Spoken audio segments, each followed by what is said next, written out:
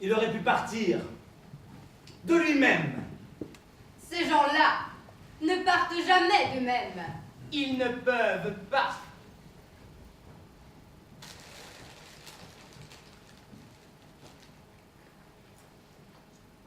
Ils pensent à leur femme, leurs gosses, la maison.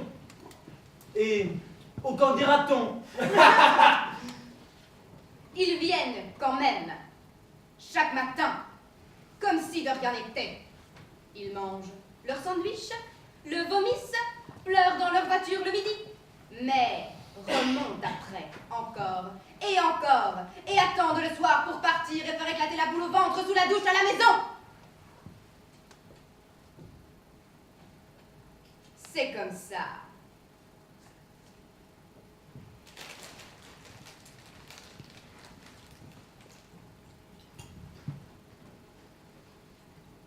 On a procédé différemment.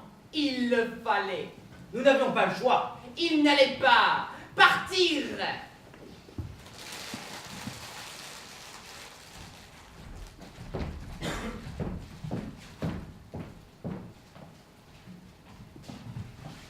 En mai de cette année, Il ne nous a pas coûté très cher. Tu étais en arrêt maladie. La faute à une grave dépression. Tu as fait une grave dépression. oui, C'est tout simplement Incroyable. Ces gens-là Des gens comme vous. oui, finissent toujours. par faire une dépression. c'est vrai. C'est la pression. C'est de famille. Pas forcément. C'est juste que des gens comme toi n'arrivent pas à entrer vraiment dans le team. Parce que être dans le team, c'est difficile. Faut tenir le choc. Et des gens comme toi s'écroulent en cours de route. Et dans ces cas-là, faut les faire partir avant. Tu comprends? Je comprends. La dépression. Je suis désolé d'être comme ça. C'est l'étape suivante. Ne pas réussir à rester dans le team. Et toi? Quoi, moi? Ça va, toi? Oui, pourquoi? Comme ça, je sais pas. On savait pas Vous ne saviez pas quoi? si tu allais bien. Pourquoi il pense ça, lui? Je sais pas. Peut-être à cause de ta tête? Pourquoi vous me tutoyez là?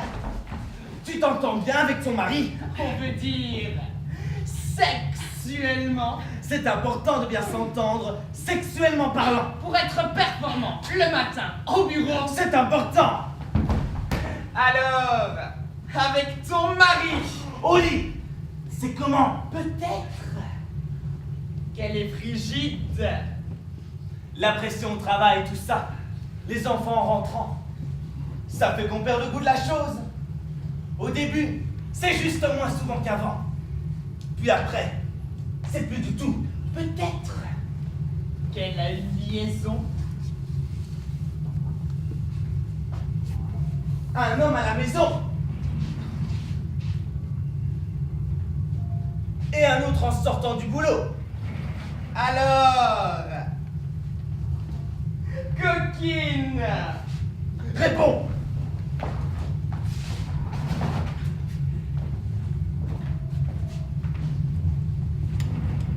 tu joues aux courses, tu fumes le cigare. Tu as des fantasmes le soir en te couchant.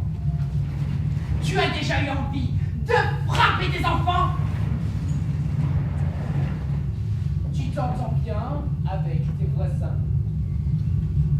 Avec les voisins de tes voisins. Tu as des amis.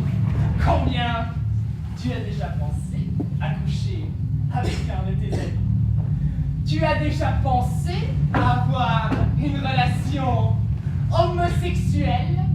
Tu prends du plaisir sur le ventre ou sur le dos? Et les prochaines vacances, tu fais quoi avec ton mari, ton chien et tes enfants? Tu es plutôt fromage ou dessert? String ou culotte en coton? Sorbet cassis ou glace chocolat vanille? Ketchup ou mayonnaise? Coca ou Pepsi?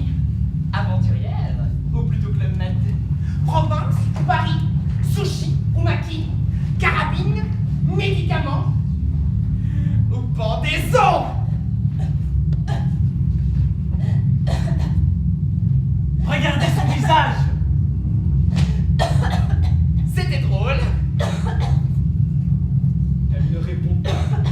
C'était drôle, n'est-ce pas? Elle fait une crise, on dirait. La peur la tétanise, on dirait. Elle est de plus en plus raide, on dirait. Hey! C'était pour rire. Rigolons tous ensemble. Alors, C'était pour détendre l'atmosphère. elle a une maison à payer, Moi aussi. 3 bouches à nourrir, Moi aussi. et les études. Qui va payer les études de ces gamins si elle n'a plus sa place dans le team? Et la voiture, hein? Il faut bien mettre du carburant pour qu'elle roule la voiture, n'est-ce pas? Un jour, Peut-être. vous ferez une proposition. Pour la parade, par exemple. Et ils se regarderont. Ils esquisseront un léger sourire. Ils diront: Oui, pourquoi pas, effectivement. C'est une possibilité. Parmi tant d'autres. ils ne noteront pas votre proposition! On peut pas faire ça! Vous direz! Pourquoi? Ça non pas moi! Vous direz! Pourquoi pas à vous? Vous avez été employé du mois, Au moins une fois. Comme tout le monde. comme moi, Ce jour-là, Bonne. ou pas bonne. votre proposition. On n'en aura rien à foutre. Rien à foutre. Rien à foutre. Rien à foutre! À partir de ce jour-là, ils oublieront peut-être de vous souhaiter bon anniversaire.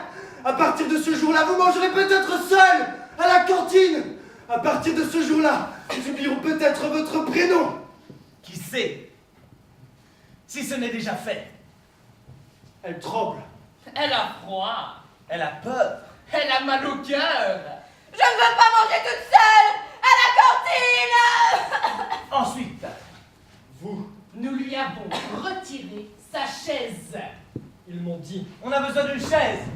Là, Dans notre bureau. celui d'à côté. Dans le bureau de celui qui vient d'arriver. Parce que tu comprends, des chaises, il en manque dans la boîte. Et on s'est dit, avec le reste du team, que toi, une chaise, ça ne te servait à rien, ou presque, que tu peux faire sans. Mais pas lui, parce que lui, il travaille vraiment dans un bureau, avec un computer. Alors donne!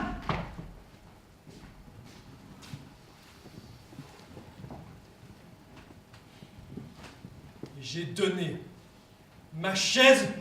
Ça, c'est l'étape 7. Je restais des heures sans pouvoir poser mon cul. Je marchais donc dans les couloirs. Je tournais en rond de 8h du matin à 6h du soir.